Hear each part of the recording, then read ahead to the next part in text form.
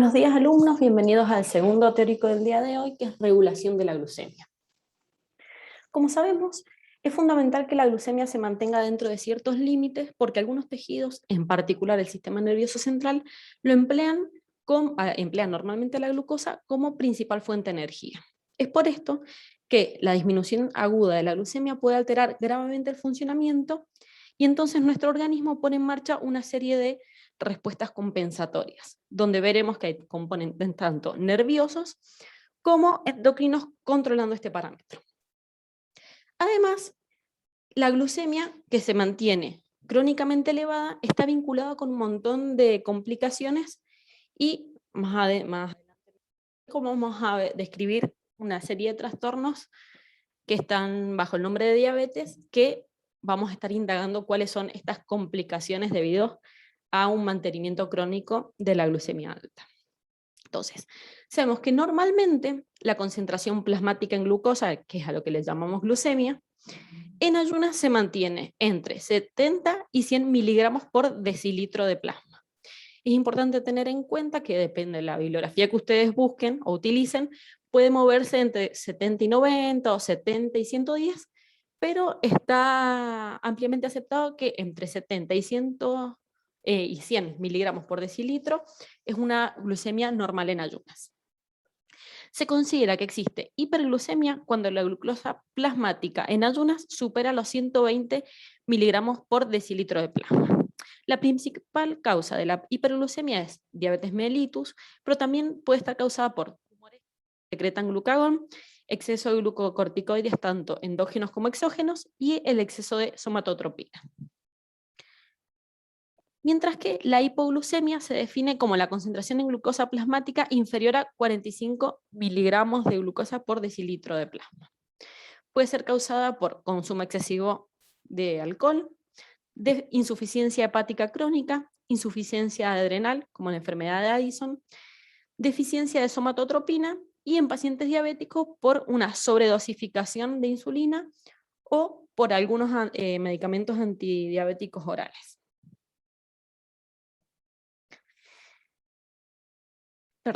Entre las hormonas hipoglucemiantes, la principal es la que charlamos en el teórico anterior, es la insulina, mientras que las hiperglucemiantes, es decir, aquellas que aumentan el nivel de glucosa en sangre, encontramos glucagón, el cortisol, adrenalina, somatotropina y hormonas tiroideas, donde glucagón e insulina vimos en el teórico anterior de hoy, y las otras las han estado viendo en los teóricos del martes con el profesor Maxi. Vamos a ver que son distintas hormonas las que van a estar relacionadas con los distintos cuadros, o sea, los distintos momentos de hipoglucemia o inducida por distintos motivos. Ahora vamos a ver la hipoglucemia inducida y por ejercicio vamos a ver cómo es la regulación de la glucemia en ayunos prolongados y postprandial, es decir, luego de una comida. Si artificialmente generamos una hipoglucemia por goteo endovenoso con insulina, vamos a ver que el organismo trata de compensar esta situación aumentando la secreción de hormonas contrarreguladoras que se les llama a las hiperglucemiantes. Las que aumentan más precozmente son el glucagón y las catecolaminas. Y con mayor retardo y en niveles muy inferiores, aumentan la glucemia. En estos casos, la somatotropina y el cortisol. Vamos a ver que el glucagón y las catecolaminas y el cortisol son las principales responsables del mantenimiento de la glucemia relativamente constante en situaciones de actividad física, que es en el ejercicio. Lo que podemos ver en este cuadro es durante 3 horas de ciclismo, cómo va variando. Primero tenemos la glucemia, que está relativamente constante, y cómo varían los distintos niveles de las hormonas que veníamos hablando, y cuáles son las principales. En este caso, vemos que hay un aumento al principio y luego sostenido en el tiempo de glucagón, y vamos a ver que tanto la adrenalina como la noradrenalina van aumentando de manera progresiva a medida que se va haciendo el ejercicio. En cuanto al cortisol, tenemos una principio, un pico en las primeras 30 minutos y luego va disminuyendo con el tiempo a medida que aumentan la adrenalina y noradrenalina para mantener la glucemia constante. Vamos a ver que la regulación de la glucemia es compleja porque intervienen un montón de rutas metabólicas y de mecanismos. Pero es importante tener en cuenta cuáles son los eventos que producen un imbalance entre el ingreso y el egreso. El ingreso es el ingreso de la glucosa al torrente sanguíneo o una elevación de la glucemia, está dado principalmente por dos eventos: la absorción intestinal de glucosa y la producción hepática y renal. Mientras que el egreso de glucosa al torrente sanguíneo, es decir, la incorporación a los tejidos o disminución de la glucemia, está dado por incorporación de la glucosa en hígado y músculo para sintetizar glucógeno, es decir, glucogenogénesis, para tenerlo como almacenamiento, la incorporación a los tejidos como sustrato energético, es decir, donde va a ser utilizada para la producción de ATP, y la incorporación al tejido adiposo para la lipogénesis, es decir, una forma de almacenamiento energético a mayor plazo. Vamos a ver que los mecanismos de la glucemia son diferentes cuando se estudian distintos eventos, que era lo que decíamos recién. Entonces ahora nosotros vamos a ver tres eventos importantes: ayuno prolongado y el momento postprandial, que es decir, luego de una comida. Sabemos que en líneas generales durante el ayuno la tasa de secreción de insulina es baja y la de glucagón es alta, y lo opuesto ocurre en los alimentos, pero es un poquitito más. Entonces, la regulación de la glucemia en el ayuno, vamos a ver que luego de alrededor de 14 a 16 horas de ayuno, la glucemia tiene un valor medio de 90 miligramos por decilitro, estando dentro del rango que habíamos dicho de la glucemia en valores normales. Y por lo general se mantiene bastante estable durante el ayuno. Esto significa que el consumo tisular de la glucosa es balanceado por la producción hepatorrenal. Con ayunos más prolongados, la glucemia puede descender, indicando que la tasa de producción es levemente inferior a la tasa de consumo. Sin embargo, normalmente la glucemia, luego de 72 horas de ayuno, es decir, luego de 3 días, puede mantenerse por encima de los 60 miligramos por decilitro. Durante el ayuno normal, no hay almacenamiento neto de glucosa en forma de glucógeno. La glucosa que se incorpora a los tejidos es metabolizada inmediatamente en forma completa por oxidación a dióxido de carbono y producción de ATP. O bien de manera incompleta a lactato, alanina o glutamina, sustancias que sirven después de sustrato para la gluconeogénesis, es decir, para la formación de novo de glucosa. Por otro lado, la incorporación de glucosa al sistema nervioso central y los eritrocitos es independiente de la hormona insulina, siendo el principal consumidor de la glucosa que se encuentra en el torrente sanguíneo en reposo nuestro sistema nervioso central. Luego, el resto de la glucosa es consumida principalmente por músculo esquelético, por los riñones y los eritrocitos. Vamos a ver que algunos órganos, como el corazón y el músculo esquelético, tienen más energía de la oxidación de los ácidos grasos que de la glucosa, normalmente. Vamos a ver que durante el ayuno, la producción de insulina permanece en un estado basal y bajo, es decir, aproximadamente es menos de 75 picomoles por litro. La glucemia es mantenida entonces, como actualmente, por la producción hepática de glucosa por glucogenólisis, es decir, un 80% por el hígado, y se estima que alrededor del 20% de la producción entre comidas, es decir, en el ayuno, se vea gluconeogénesis renal, es decir, la producción, a diferencia del hígado, que lisa el glucógeno, lo que hace el riñón es producir glucosa de compuestos que no son hidratos de carbono, porque el riñón no almacena cantidades importantes de glucógeno como sí lo hace el hígado. Solamente el hígado y el riñón poseen suficiente capacidad de la actividad de la glucosa 6-fosfatasa como para contribuir significativamente a la liberación de glucosa. Si recordamos, cuando la glucosa se incorpora a un tejido, cuando se fosforila, no puede salir.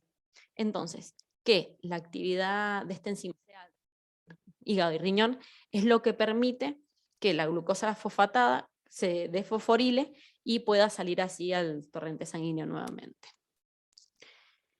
Como les decía, la regulación de la producción hepática y renal de la glucosa es distinto por esto mismo que decíamos que en el hígado hay una acumulación de glucógeno, mientras que en el riñón no. Y es por eso que el glucagón estimula la glucógenolisis y la gluconeogénesis hepática, pero no modifica la actividad renal. Por esto mismo de que no hay glucógeno significativo en riñón. Mientras que la adrenalina estimula la gluconeogénesis en ambos órganos. Vamos a ver que ya en ayunos prolongados, otras hormonas contrarreguladoras o hiperglucemiantes, como la somatotropina y el cortisol, pueden contribuir a mantener la glucemia durante ayunos mucho más prolongados, más allá de 72 horas. A medida que van transcurriendo las horas, es importante saber que el glucógeno hepático se agota y la gluconeogénesis es responsable del 70% de la glucosa tras un día entero de ayuno, y luego de 2 días de ayuno, el 100% de la glucosa que produce el hígado es a partir de fuentes no glucosídicas, es decir, a partir de aminoácidos y de grasas. Ahora bien, ¿qué pasa en los momentos postprandiales, es decir, luego de una comida? Las variaciones de la glucemia que se producen como consecuencia de la absorción de nutrientes va a depender principalmente de la supresión de producción endógena de glucosa y del grado de utilización o almacenamiento de la glucosa ingerida. La asimilación completa de una comida que contenga tanto hidratos de carbono, grasas y proteínas demora alrededor de 6 horas en ser procesada. Es por eso que si nosotros tenemos un régimen de comidas establecidos y comemos al menos 3 horas con una separación equidistante, la mayor parte del día nuestro cuerpo está en estado postprandial, es decir, posterior a la comida, salvo cuando dormimos. Entonces, cuando ingerimos alimentos, vamos a ver que la glucemia aumenta sin sobrepasar los 140 miligramos por decilitro, límite que no se excede justamente por la estimulación rápida de la secreción de la insulina. Sin embargo, el aumento de la glucemia es mayor si el contenido de azúcar de la dieta se debe a la sacarosa o si se debe al almidón, es decir, si es a glucosa que viene de manera simple en nuestro alimento y no necesita mucha digestión, o si consumimos carbohidratos complejos que sí necesitan una mayor digestión. Y eso lo van a leer en algún lado, lo deben conocer como índice glucémico de las comidas. Es decir, qué tanto azúcar simple o qué tan rápido se digiere como para que suba o no la insulina rápido. Es importante destacar que no solamente la insulina es la que está regulando la glucemia postprandial, sino que vamos a ver que la acción combinada de esta con las incretinas, que habíamos visto en el teórico anterior, y la milina son las que limitan la hiperglucemia postprandial. Tras la ingestión de alimentos que contienen carbohidratos, la glucemia tiende a aumentar debido a la absorción intestinal de glucemia. Cabe destacar que la absorción intestinal no es regulada por la insulina, sino que las hormonas tiroideas son las que estimulan la absorción de glucosa y por eso consideramos a las hormonas tiroideas como hiperglucemiantes. La secreción de insulina es la responsable de evitar la glucemia, que la glucemia aumente de manera activa. Pero tras la ingesta de la glucosa, la secreción de insulina también es estimulada, como habíamos visto, por las enterohormonas llamadas incretinas, es decir, HIP y GLP-1.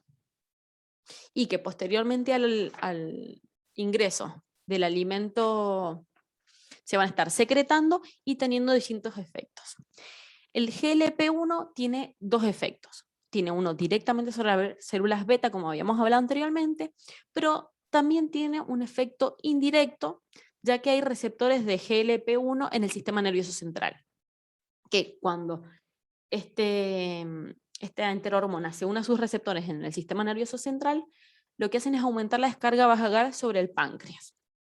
Además, vamos a ver que las incretinas, las 2, y la amilina, retardan la evacuación gástrica, lo que reduce la tasa con la que los nutrientes llegan al intestino e ingresan a circulación. Además, las incretinas y la amilina la saciedad a nivel central y esto limita la ingesta de nuevos alimentos.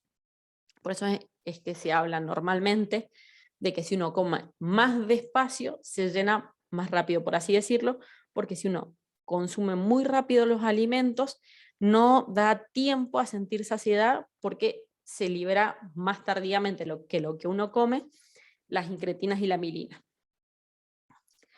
Bueno, ahora volviendo a la insulina, que es la principal hormona hipoglucemiante, como hablamos en el teórico anterior, en los momentos postprandiales va a limitar el aumento de la glucemia por 4 mecanismos principales. Primero, la supresión directa de la gluconeogénesis en el hígado y de la glucogenólisis si hubiera algo de reserva de glucógeno en el hígado. La segunda es la supresión indirecta de la gluconeogénesis y la glucogenólisis por inhibición de la paracrina de la secreción de glucagón. Y esto es lo que decíamos, la importancia de cómo están irrigados los islotes en el páncreas. Tercero, estimula la glucogenogénesis hepática, es decir, el almacenamiento de glucosa polimerizando la glucógeno.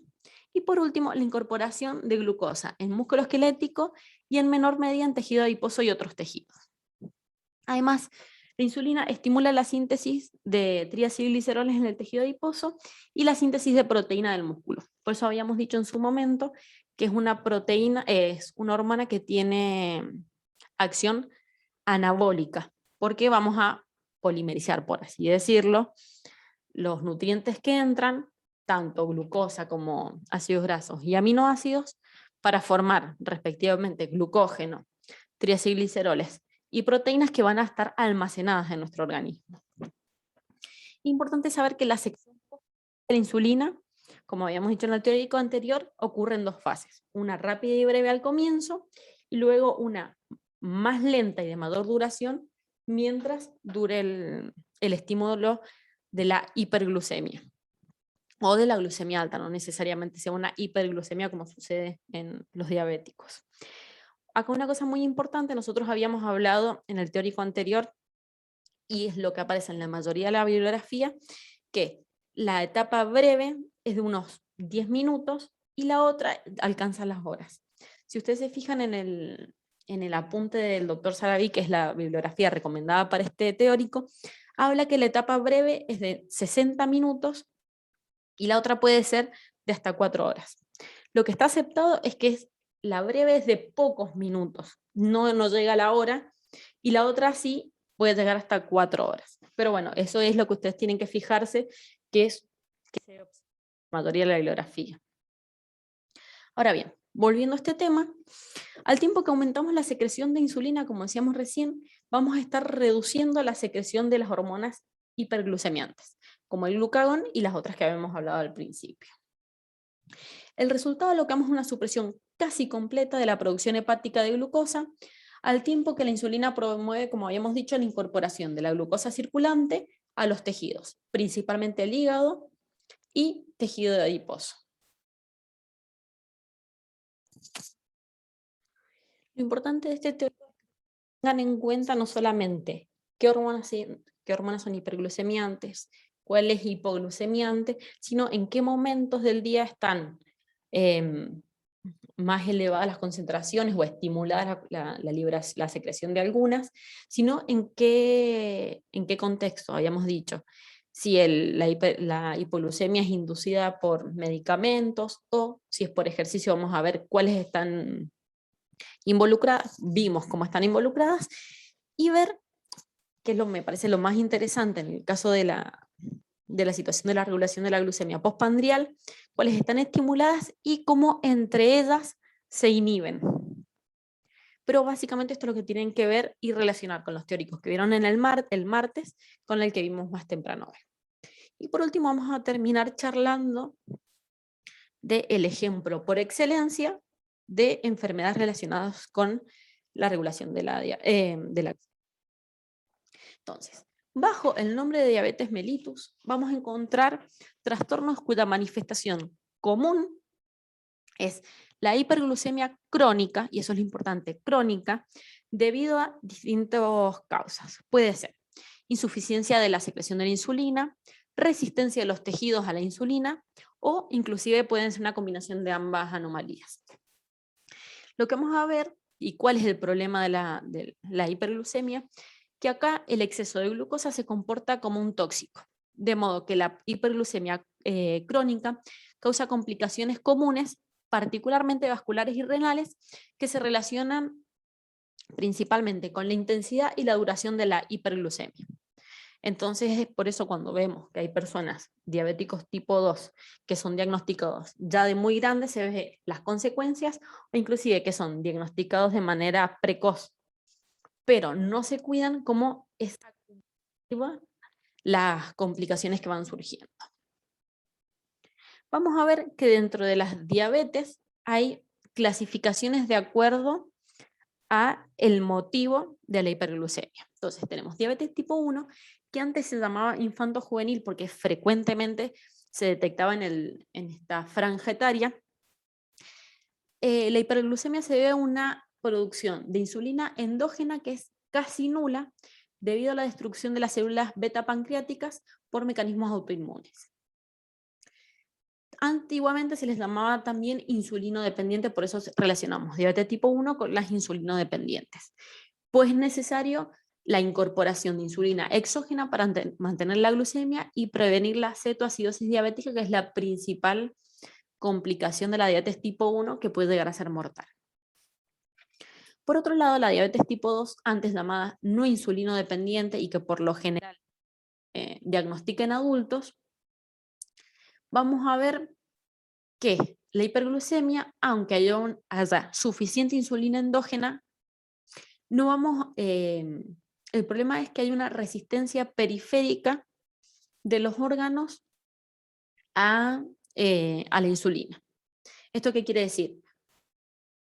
Que por más que haya una cantidad, nuestro organismo, el diabético tipo 2, produzca una cantidad suficiente de insulina, los órganos tienen modificados los receptores, entonces no se produce la señalización una vez que, o ni siquiera se produce la unión entre la hormona con su receptor. E inclusive muchas veces vamos a tener una combinación en el tipo 2 de estos dos orígenes, que haya una insuficiente secreción de insulina y una resistencia normal. Y vamos a ver que también hay otros tipos que están asociados ya a patologías más secundarias. Por ejemplo, pueden ser pancreatitis, o sea, diabetes, o sea, hiperglucemia debido a pancreatitis, trastornos genéticos en la producción o acción de la insulina, enfermedades endócrinas, vamos a ver que en Cushing o cuando hay exceso de somatotropina, y con algunos fármacos. Y por último, hay un tipo de diabetes que se puede dar en un momento de la vida de las mujeres, que es la diabetes gestacional. ¿Qué es? Que es una hiperglucemia que aparece únicamente en el embarazo y cesa luego del parto. Lo que es importante tener en cuenta que las mujeres que tienen diabetes gestacional tienen mayor tendencia con los años a desarrollar una diabetes tipo 2. Y por fuera ya de lo que se denomina diabético, como tal explicamos en este cuadro, hay cosas que se llaman intolerancia a la glucosa y alteraciones de la glucosa en ayunas, que son condiciones que no cumplen con todos los criterios que vamos a hablar en la siguiente diapositiva para diagnosticar una diabetes, pero hay una regulación de la glucemia que algo está fallando que no permite que esté dentro de los valores normales que hablamos en la primera diapositiva. Entonces, ¿cuáles son los criterios para diagnosticar a una persona con esta enfermedad que es la diabetes? Los síntomas clásicos son poliuria, que es decir, mucha orina, polidipsia, polifagia, con pérdida de peso. Entonces, el paciente tiene una diuresis osmótica debido a la glucosuria, lo cual tiende a estar deshidratado todo el tiempo y esto le causa sed. Además, la falta de ingreso a las neuronas hipotalámicas que regulan la ingesta son los que están, a pesar de que haya un exceso de glucosa en el torrente sanguíneo, le llega la información como que necesitamos alimento. Entonces, eso es lo que produce la polifagia, que por más que haya un exceso de glucosa en sangre, no esté la señal, o sea, no se lea el mensaje, y es como que, por eso el diabético tipo 2 por lo general es el que está todo el tiempo comiendo. Y como hay un estado catabólico, porque no está el anabólico, que es estimulado por la insulina, por lo general, y sobre todo en el diabetes tipo 1, hay un gran consumo de alimento, pero hay pérdida de peso. Y vamos a ver que la obesidad, hipercolesterolemia, hipertensión arterial, y sobre todo en la mujer que habíamos dicho, que hayan tenido diabetes gestacional o bebés con alto peso en la edad gestacional, se asocian frecuentemente con la diabetes. Es por eso que es muy importante, cuando sospechamos que un paciente sea diabético, preguntar los antecedentes familiares, y en las mujeres que han tenido partos, o sea, que han sido mamás anteriormente, cómo fue el desarrollo del embarazo, si hubo diabetes gestacional y cómo fue el peso de los niños al nacer. Ahora bien, en la bibliografía recomendada van a encontrar, y lo que vamos a echarle ahora son los diagnósticos del Comité de Expertos en Diagnóstico y Clasificación de Diabetes mellitus del 2010. Estos criterios van a ir cambiando. Entonces acá este cuadro es de un video, que también les dejo el link y se los súper recomiendo que lo vean, donde hablan de la actualización de los criterios. Pero básicamente son 4, sumados a los síntomas de poliuria, polifagia y pérdida de peso que habíamos hablado anteriormente. Y son hemoglobina glicosilada que sea superior al 6,5%, medida en condiciones estandarizadas. Y esto es porque la hemoglobina glicosilada no enzimáticamente en una proporción que depende directamente con la magnitud de la glucemia. En condiciones normales, la hemoglobina glicosilada está por debajo del 6%. En personas diabéticas tiende a estar muy por encima del 6,5%. Entonces se toma 6,5% el valor de referencia. Segundo criterio es que una glucemia en ayunas, es decir, sin comer nada desde la noche anterior, mayor a 120 miligramos por decilitro o 7 milimoles por litro. Tercera es que la prueba de la tolerancia oral a la glucosa sea mayor a 200 miligramos por decilitro, la glucemia tomada 2 horas después de haber ingerido.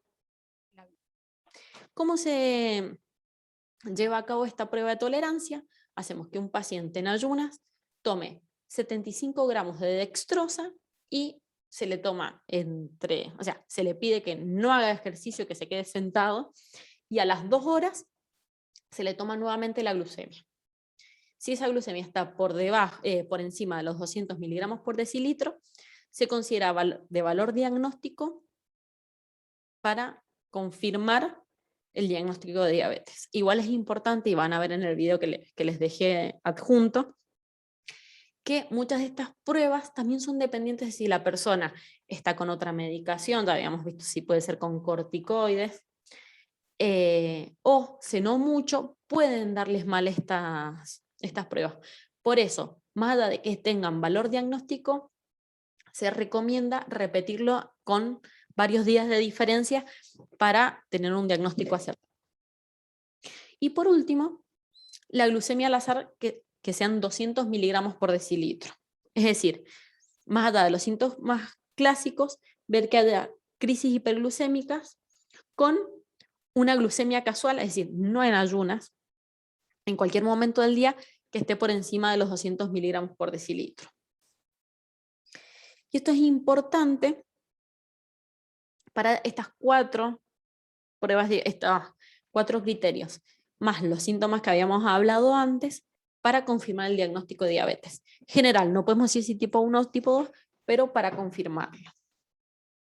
Es importante que se comience el tratamiento para que la glucemia se encuentre próxima a valores normales para impedir, ya habíamos dicho, la cetoacidosis diabética o el coma hiperosmolar, es decir, no cetóxico, y prevenir o retardar el desarrollo de las complicaciones crónicas que habíamos hablado. Ahora, lo que vamos a ver a continuación ya son cómo son las complicaciones agudas, las dos más importantes, la cetoacidosis diabética y el coma hiperosmolar no cetósico. ¿Y por qué vamos a hablar de estas en particular? Porque estas pueden llegar a ser mortales para el paciente si no se evitan o no se tratan rápidamente. Ya las complicaciones crónicas no son no son el objetivo de esta clase, porque son muchas, pero es importante saber que son acumulativas. Ya hacia el final, cuando vemos la bibliografía, les voy a recomendar un par de videos que pueden verlo por si les interesa indagar en los temas. Entonces, estas complicaciones agudas en diabetes mellitus pueden deberse al déficit de la acción de insulina, relativo o absoluto. Si es relativo en los tejidos periféricos, puede desencadenar un coma hiperosmolar no cetósico, y si es absoluto en los tejidos adiposos, puede dar a la cetoacidosis diabética. Pero empecemos. Entonces, la cetoacidosis diabética se produce generalmente en la diabetes tipo 1, donde hay un déficit absoluto de insulina. Sucede este tipo de cuadro cuando la glucemia aumenta por encima de los 240 miligramos por decilitro, inclusive llegando a superar los 300 miligramos por decilitro, es decir, picos muy altos de glucemia. La falta de ingreso de la glucosa a la célula hace que se estimule la lipólisis, la beta-oxidación y la producción de cuerpos cetónicos en una cantidad de la capacidad de metabolizar los mismos. Es decir, se produce un consumo masivo de la grasa como fuente energética. Entonces, la hiperglucemia causa diuresis osmótica y deshidratación, mientras que la hipercetonemia causa acidosis metabólica. Esto lo habíamos visto ya en sistema renal. Como consecuencia, se produce una hiperventilación con ciclos respiratorios rápidos y profundos y se reduce la presión de dióxido de carbono arterial. La concentración de cuerpos cetónicos en suero y en orina es elevada y vamos a ver que la osmolaridad del plasma no va a superar los 320 miliosmoles por litro. Toda esta acidosis metabólica generada por esta crisis de exceso de glucosa y exceso de consumo de lípidos por nuestro organismo tiene todos los problemas que vimos asociados cuando vimos sistema renal, pH en nuestro organismo. Ya cuando hablamos del coma hiperosmolar no cetósico, se produce característicamente en diabéticos tipo 2, particularmente en los ancianos, donde no hay una hipercetonemia porque la escasa insulina alcanza para limitar la lipólisis. Entonces vamos a tener un pH que siempre se mantiene por encima de los 7.3. Y los cuerpos cetónicos permanecen dentro de límites normales o aceptables que no deben a una acidosis metabólica. El problema acá es que la glucemia que aumenta típicamente puede llegar a estar inclusive por encima de los 600 miligramos por decilitro. Acuérdense que ya era valor diagnóstico que la glucemia fuera 200 miligramos, acá estamos triplicando ese valor, lo cual va a causar una intensa diuresis osmótica y deshidratación por hemoconcentración, lo que va a agravar la hiperglucemia. Fíjense que en este momento tenemos, por la diabetes causada, un aumento de la glucosa, que sería el soluto. Todo esto desencadena que haya una deshidratación, entonces ya teníamos alta la glucosa, disminuye el solvente, mayor va a ser la concentración de glucosa, porque estamos perdiendo agua y mientras ganamos glucosa. Entonces la osmolaridad plasmática en el coma hiperosmolar no cetósico llega a superar los 320 miliosmoles por litro. Hablamos de esto porque en ambas condiciones, es decir, cetoacidosis diabética y el coma hiperosmolar, son potencialmente mortales y requieren fundamentalmente una insulinoterapia endovenosa por goteo, mucha hidratación y un control del nivel de potasio sérico para evitar que estos dos cuadros sean mortales. Si no son tratados a la brevedad, pueden terminar con la muerte del paciente. Ahora bien, Ya lo que es tratamientos y ya el tratamiento farmacológico lo vamos a ver en la sincrónica. Así que por ahora hemos terminado la clase, viendo las generalidades y dando un ejemplo de una patología muy común, que es la diabetes, que ustedes siempre, ya desde que vimos sistema renal, lo ponen como ejemplo. Entonces ahora, para verla bien, la abarcamos en este teórico. Entonces, la bibliografía de este teórico es la recomendada del texto virtual del doctor Sarabí, el capítulo Metabolismo intermedio, páncreas endocrino y regulación de la glucemia. Yo sugiero que lean las páginas de la 15 a la 23, que es donde se trata el tema de regulación de la glucemia. Metabolismo intermedio, ustedes lo vieron en química biológica. Páncreas endocrino lo vimos de Guyton, que si bien está bueno y está completo, como decimos siempre, sea muy molecular y no nos sirve. Pero la parte de regulación de la glucemia es bastante interesante como está planteada. Como complementario, el capítulo de Guyton, insulina, glucagón y diabetes mellitus. Lo que pasa es que acá está el tema de regulación de glucemia, no está bien explicado, está muy breve, y el de diabetes está un poco más extenso, pero lo que es regulación de la glucemia es muy pobre. Y por último, si quieren ver, les recomiendo dos videos. El primero, diabetes mellitus, glucosa en ayunas y tolerancia a la glucosa, habla de estas dos pruebas que hablamos y explica bien el del tema de la tolerancia a la glucosa. Es breve y súper recomendable que lo vean. Y luego, que es algo un poco más largo, el video de diabetes mellitus, clasificación, fisiopatología y diagnóstico, que es donde se saqué ese cuadro que ustedes vieron de los criterios diagnósticos para confirmar diabetes. Está bastante bueno. Para mí, con eso alcanza, para que lo vean, van a ver que es súper interesante, pero ese mismo, el profesor que da ese teórico, tiene un par de videos más que abarcan todo lo otro que no vimos nosotros, que son todas las complicaciones crónicas, o sea, las agudas las abarca en un teórico aparte, y tiene las complicaciones que son crónicas y los tratamientos que son interesantes. Si ustedes quieren verlo, nunca está de más, pero para este teórico, con que vean estos dos videos, si quieren, para reforzar lo que vimos, está más que bien. Así que bueno, chicos, esto sería todo por hoy. Nos vemos mañana, y cualquier duda no duden en escribirme o al foro de consultas, o lo charlamos el viernes. Espero que se encuentren muy bien.